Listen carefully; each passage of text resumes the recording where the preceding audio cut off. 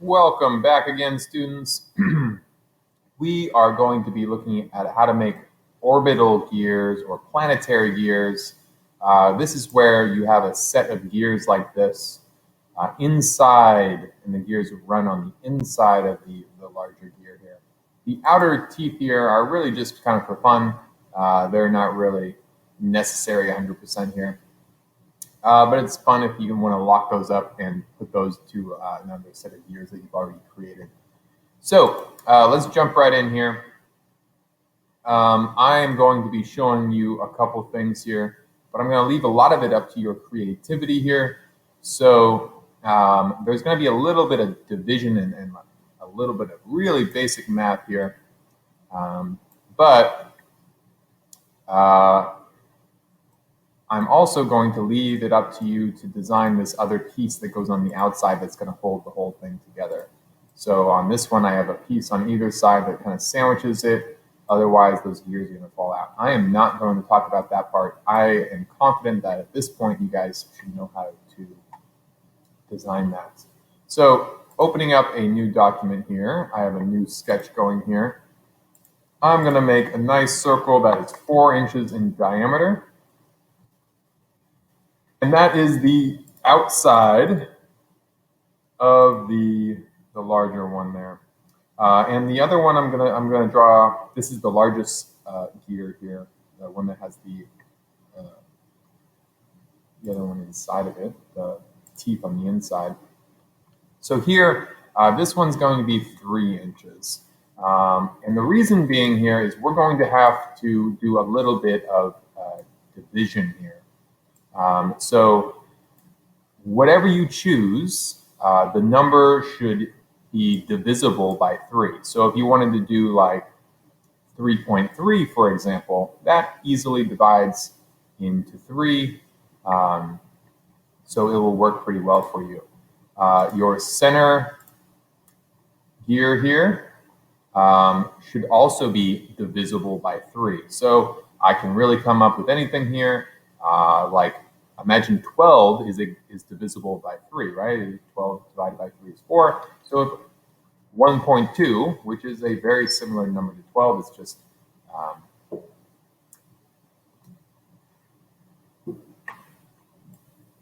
then divided by 10. It's a factor of 12. We can use that also. If you wanted to use like 1.5 also, that would also work. It's really up to you.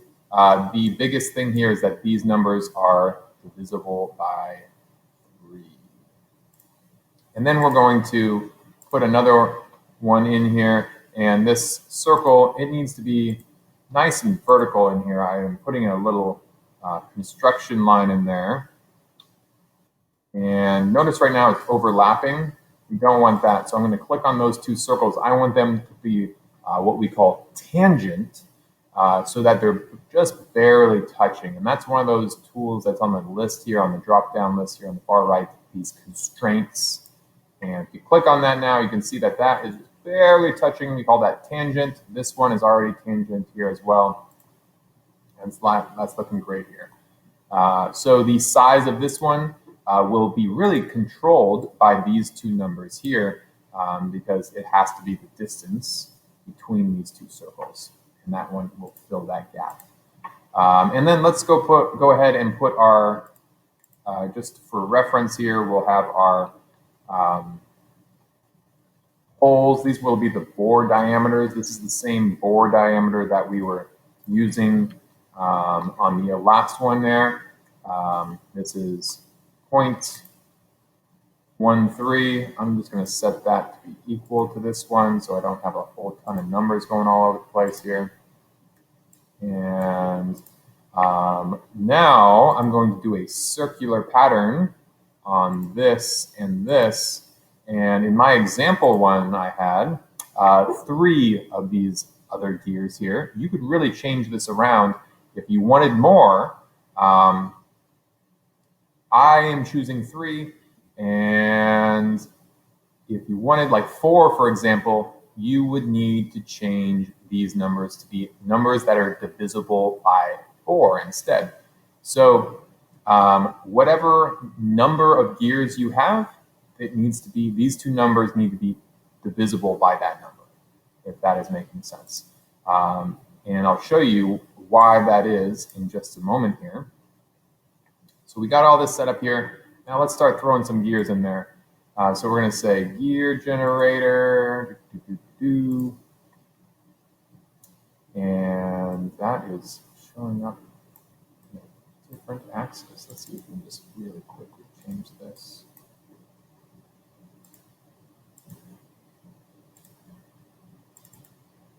All right, there we go. So I am saying number of teeth. We're trying to keep our modules to be 0.1. So we're going to say number of teeth. That first one was, I think we went 15 on that center one. Module 0.1. Yep, there it goes. See, that's lined up with that. The pitch diameter should be that same as the number we have right here, the circle we drew. That's looking pretty good. We want a center bore. That center bore is 0.13, and the depth is going to be 1/8 of an inch. And you kind of get the idea of what we're doing here. We're going to make another one here now, another gear, spur gear.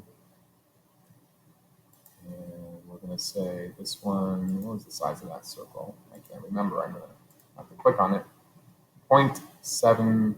Well, that actually might cause some problems here because that is not going to work out correctly. I'm going to have to go back and change some things. This happens once in a while. We have to go back and change something. Since this one ended up being not something divisible by, what's going on here? Oh, yes. So let's say this is 1.2. Now, we have some other weird things happening here. Let's put that right there on the center. That lined up these two circles that were doing weird things. Sometimes you just got to play around with things here. Now let's see. If we click on that, 0.9, that's a better number. That is in the tenths. So remember, our modules are going to be in the tenths. So we have to have our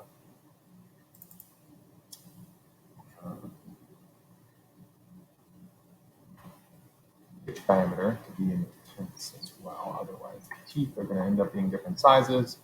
I'm changing this one. This video is probably getting confusing, but gears, you know, they get a little tricky. So sometimes you got to move things around.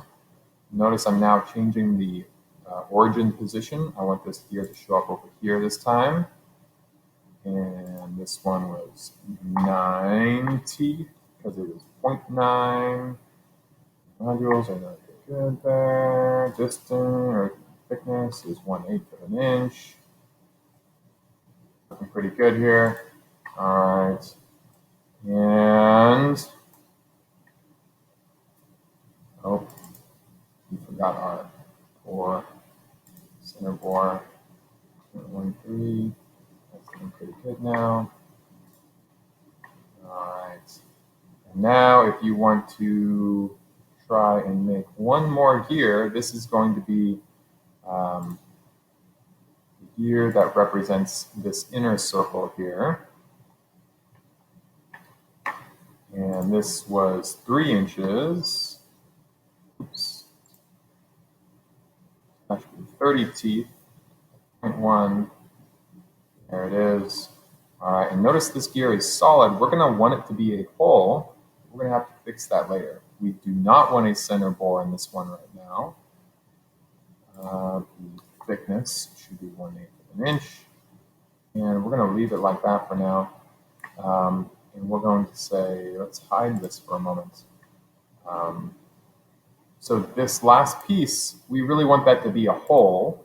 So what we are going to do here is we're going to say extrude. If you'd like to make the outside edge here, like I did in the other one, you're going to do this slightly differently.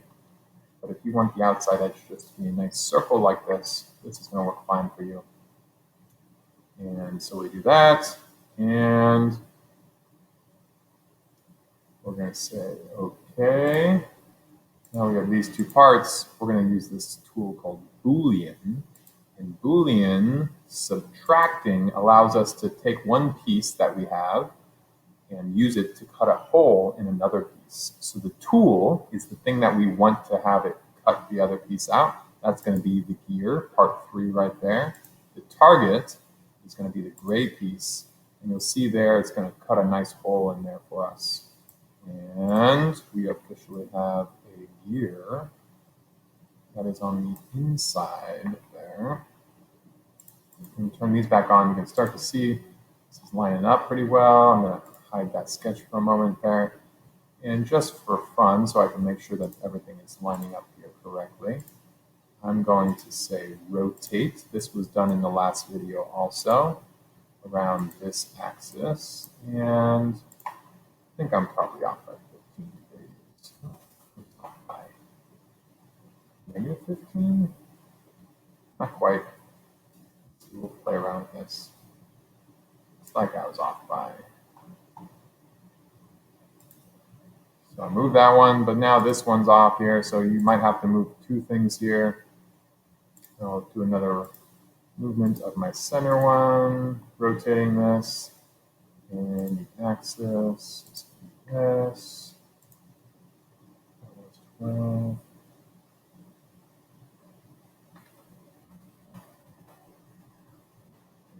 Rotated that one 15 degrees. That looks pretty good now, right? They're all lined up.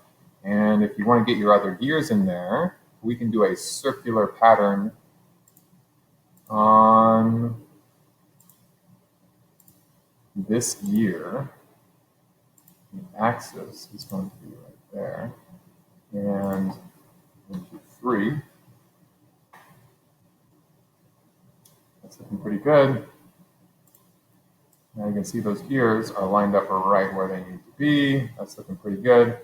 The problem with this gear, the reason we were talking at the beginning of the video, that this gear and this gear needed to be, this had to be divisible by 3, their diameters, is because if we come back in here and let's change this to 4 for a second. No matter how I rotate this one and this one are going to be lined up. But see on the inside, this gear is lined up. But now on the outside here, it doesn't mesh correctly. So basically, you're going to have some teeth that are working correctly and lining up and working and doing all that great stuff. But then some of them won't. So they won't all fit in the places that you want them to fit, basically. And it's not going to work. So if you are looking to do this, make sure that those are going to be divisible. Again, that's the inner, without however many of these gears you want, you are going to need to have this gear and this gear divisible by that number. Down to the, we'll keep it there. I know that's getting confusing. Trying to keep it low on the lingo for you guys. The last thing here that I'm going to leave you guys with to try and design on your own is some sort of handle that will encapsulate this so that it doesn't fall apart. And remember that these gears, this larger outside ring here, it is not being held by anything. There's no bolt. So we're going to put bolts through these 4 holes. This one is going to be free moving. So you need to have it overlap on this outside edge to some degree so that the outer gear does not slide off or the inner gears don't slide out or anything like that. What you see on the screen right now is not the only way to do it. You can really customize this and make it whatever you like here, but we eventually want those holes to line up there and for everything to not fall apart. I'll leave that challenge up to you. You guys are all getting pretty good at this stuff. So enjoy, and we will play around with this when you laser cut it out. Bye-bye.